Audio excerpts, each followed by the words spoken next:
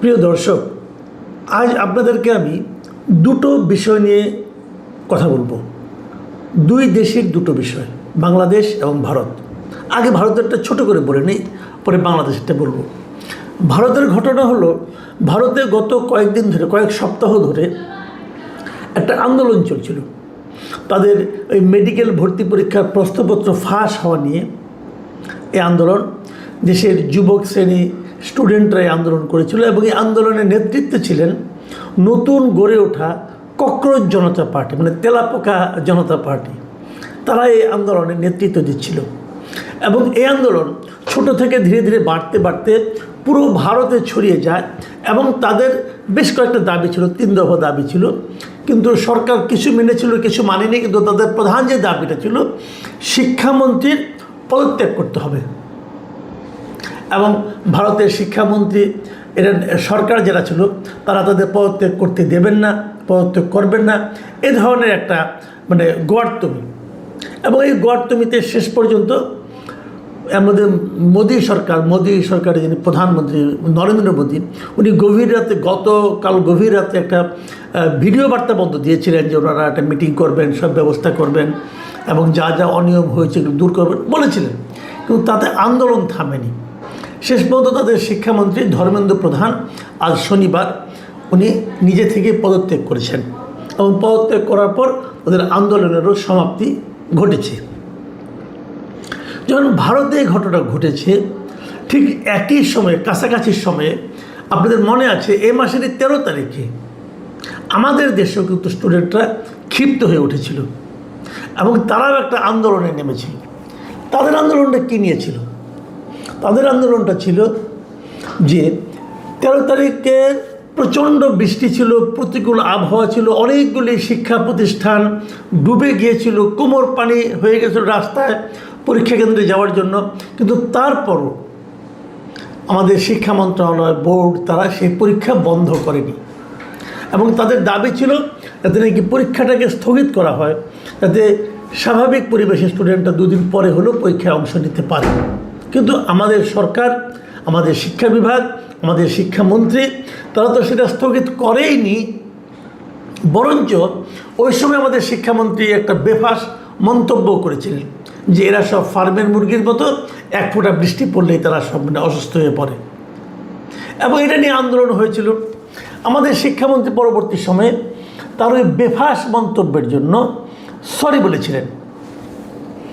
এটুকু আমি বললাম, মোটামুটি একটা অতীত ঘটনা, গত কয়েক সপ্তাহ আগের ঘটনা। আজকে এই কথাটা আমি অবতারণা করলাম কেন সেটা আপনাদেরকে বলি। আজকে একটা ঘটনা ঘটেছে। আজকে ছুটির দিন। কুমিল্লা সরকারি মহিলা কলেজ প্রাঙ্গণে আজকে স্টুডেন্টদের শতাধিক স্টুডেন্ট একটা অবস্থান কর্মসূচি করে। আজকে কিন্তু ছুটির দিন, খেয়াল করবেন, ছুটির দিনেও তারা কলেজ প্রাঙ্গণে অবস্থান ধর্মঘট করে স্টুডেন্টরা। এটা কিন্তু মহিলা কলেজ, মেয়েরা করেছিল। কারণটা কি?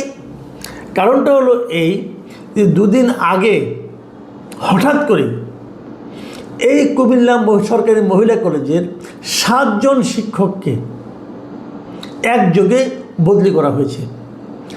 সরকারি কলেজ, বুঝতেই পারছেন, কাজে সরকারি তো করে এগুলো। এখন 7 জনকে একই সঙ্গে বদলি করা হলো কেন?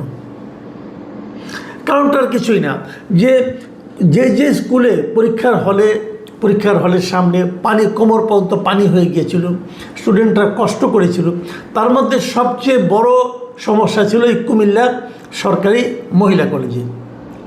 এবং এই কলেজের দৃশ্যগুলি বিভিন্ন পত্রপত্রিকায় এসেছিল এবং এই কলেজের স্টুডেন্টদের সবচেয়ে বেশি ক্ষতি হয়েছিল, তাদের ছবি এসেছিল, তাদের বক্তব্য এসেছিল। এই অপরাধে, যে এই ধরনের ঘটনা ঘটতে দেওয়া হলো কেন, তার অপরাধে এই কলেজের ভারপ্রাপ্ত অধ্যক্ষ সহ 7 জনকে এখান থেকে বদলি করে দেওয়া হয়েছে। কোথায় কোথায় বদলি করেছে আপনারা শুনলে বিস্মিত হবেন। যেমন কলেজের উপাধ্যক্ষ একেএম জহিরুল আলম, তাকে 14 গ্রামের চিউড়া সরকারি কলেজে বদলি করা হয়েছে। গণিত বিভাগের অধ্যাপক মোহাম্মদ আব্দুল মালেককে কক্সবাজারে বদলি করা হয়েছে। উদ্ভিদ বিজ্ঞানের অধ্যাপক কনক বড়ুয়াকে নোয়াখালী হাতিয়া দ্বীপে বদলি করা হয়েছে। ইসলামের ইতিহাস ও সংস্কৃতি বিভাগের সহযোগী অধ্যাপক মোহাম্মদুল্লাহ মজুমদারকে লক্ষ্মীপুর সরকারি কলেজে বদলি করা হয়েছে। রাষ্ট্রবিজ্ঞান বিভাগের অধ্যাপক নূর মোহাম্মদকে ব্রাহ্মণবাড়িয়া বদলি করা হয়েছে।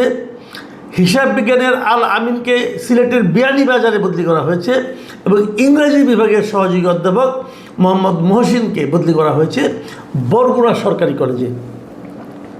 মানে দেশের বিভিন্ন প্রান্তে দূরবর্তী এলাকায় এদেরকে বদলি করা হয়েছে।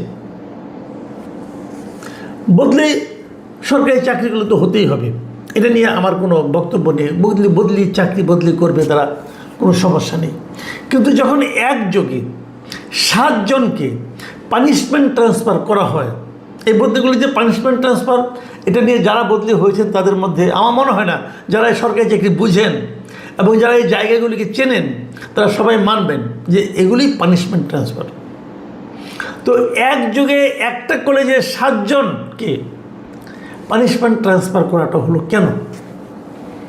যদি পানি ওঠার কারণে হয়ে থাকে, তো পানি তো ওনারা বালতি দিয়ে ওঠায় নাই, জলাবদ্ধতার কারণে উঠেছে। জলাবদ্ধতার জন্য যারা দায়ী আপনারা তাদের বিরুদ্ধে অ্যাকশন নেন, তা তো নেন নাই। আপনি নিয়েছেন শিক্ষকদের বিরুদ্ধে। কারণটা কি বোঝা যায়? কারণটা হলো যে এই কলেজের বিষয়টা আলোচনায় কেন এলো? কারণ আলোচনায় যদি আসে, শিক্ষকরা কি সাংবাদিকদের ডেকে ডেকে ছবি তুলতে বলেছিল? এটা কি অন্য অন্য কলেজগুলো আসে নাই? তো আপনারা একজনকে শাস্তি দিয়ে পুরো কমিউনিটিকে বুঝিয়ে দিচ্ছেন যে এই ধরনের ঘটনা যদি আগামীতে ঘটে তাহলে তোমাদেরকে বিরুদ্ধে এই ধরনের ব্যবস্থা নেওয়া হবে। আচ্ছা, ধরলাম তারা বুঝলো, বুঝার পর কি হবে? বুঝার পর কি আর পানি উঠবে না? বুঝার পর কি এই ধরনের ঘটনা ঘটবে না? যদি স্টুডেন্টটা কষ্টে পড়ে যায়, যদি কোমর পানি ডিঙিয়ে একটা স্টুডেন্টকে ভেজা কাপড়ে 3 ঘন্টার পরীক্ষায় বসতে হয়, তো সেটা কি ওখানকার শিক্ষকরা যদি এই জন্য একটু সমবেদনা প্রকাশ করে, এটা কি শিক্ষকদের দোষ? হিসাবটা এইভাবে আপনারা ভাবেন একবার। তার মানে হলো যে তোমাদেরকে আমরা মারবো, তোমাদেরকে আমরা কষ্ট দিব, তোমাদের জীবনকে আমরা দুর্বিষহ করে তুলব, কিন্তু তোমরা কোনো আওয়াজ করতে পারবে না, তোমরা কোনো শব্দ করতে পারবে না। একবার শব্দ করেছ তো আমরা ধারাবাহিকভাবে শাস্তি শুরু করেছি। শাস্তি দিতে হলে আপনি নিজেকে দেন,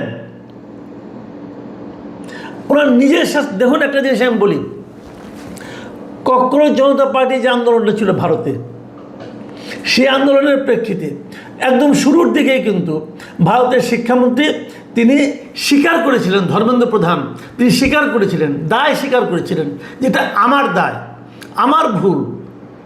কিন্তু দায় স্বীকারের পরেও আন্দোলন কিন্তু থামেনি। কারণটা হলো কি, দায় স্বীকারটাই কিন্তু যথেষ্ট নয়। যদি কেউ ভুল করেন, যদি কেউ অপরাধ করেন, যদি এর কারণে কারো ক্ষতি হয়, তার জন্য তার বিপরীতে আপনি বলেন সরি, সরি কোনো সমাধান নয়। অপরাধের সাজা হতে হবে।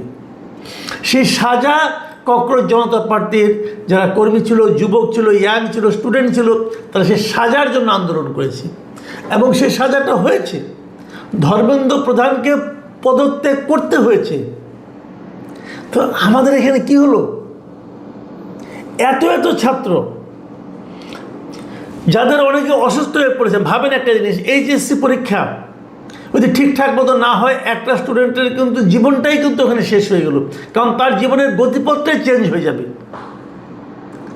সেরকম একটা গুরুত্বপূর্ণ বিষয় কি, এত ছেলে খেলার মতো করে করা। ওই দিন বৃষ্টি হয়েছে, কোমর পর্যন্ত পানি হয়েছে, এই জিনিসটা সরকারের সবাই জানে। উনি ভেবেছেন এবং ওনাকে নাকি আবহাওয়া দপ্তরে কে কে বলেছেন যে কালকে বৃষ্টি হবে না, সেটা শুনে উনি পরীক্ষা হবে বলে ঘোষণা দিয়েছেন। কেন? উনি কি তখনই ঘোষণা দিয়ে বলতে পারতেন না যে ঠিক আছে পরীক্ষা আজকে হবে না?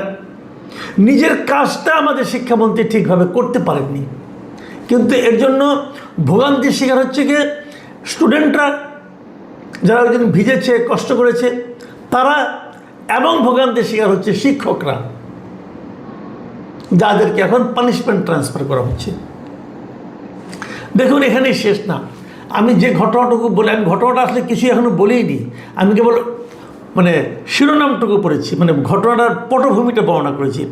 ঘটনা যেটা হয়েছে যে সেদিন আজকে যখন স্টুডেন্টরা কলেজের সামনে অবস্থান নিচ্ছিল, তখন একজন শিক্ষক মোহাম্মদ মহসিন তিনি সেখানে এসে স্টুডেন্টদেরকে বলেন যে তোমরা দয়া করে অবস্থান ধর্মঘটটা তুলে নাও, তোমরা তুলে না নিলে আমাদের ক্ষতি হবে।